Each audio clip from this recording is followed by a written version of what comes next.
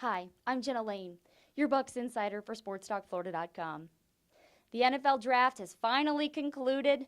After months and months and all that wait, those 3 days are over. We can all rest a little bit easy, well, some of us that is, knowing that our teams have hopefully addressed some key needs. As far as the Tampa Bay Buccaneers go, they think they've done that with their 6 picks. And in the first 2 videos, I graded those guys out, talked about where I thought they would fit into this team, and I'm going to do that in this one as well. So if you haven't already, you can go back and look at those first 2 videos, or you can do that after this, whichever you prefer. You don't have to watch it in chronological order.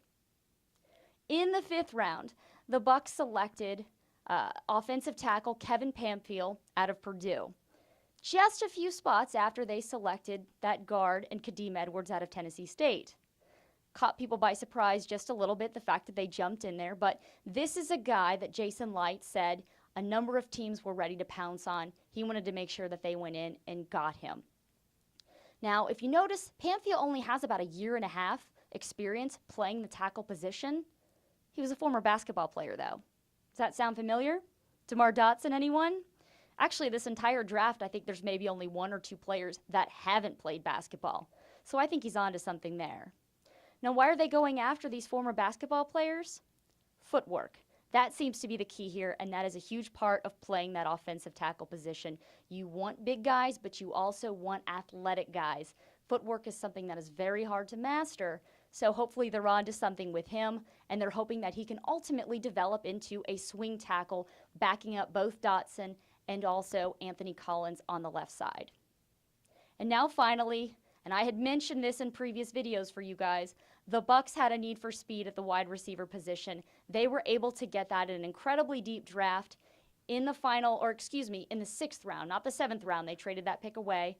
They got that in Robert Huron out of Wyoming, a guy who clocked a 4.31. Although I talked to him afterwards after he was selected, and he said he's actually been clocked in his workouts at a 4.25. This was a guy that was drafted specifically to play that slot receiver role, giving the Bucs, they've got these big physical receivers. Hopefully he can complement what Vincent Jackson and Mike Evans do on the outside and really just give this offense a whole new dimension. He also has the ability to play special teams. Oh, and his former coach at Wyoming, who actually recruited him to play there, is the Bucs' new quarterbacks coach, and Marcus Arroyo. So those guys have a strong familiarity. They already have a number of ideas on how to use him. That wraps it up for us here at Sports Talk Florida with the NFL Draft. But don't go anywhere, though. We'll be out at rookie minicamp, ready to get a first glimpse of these guys and tell you what we think. With Sports Talk Florida, I'm Jenna Lane.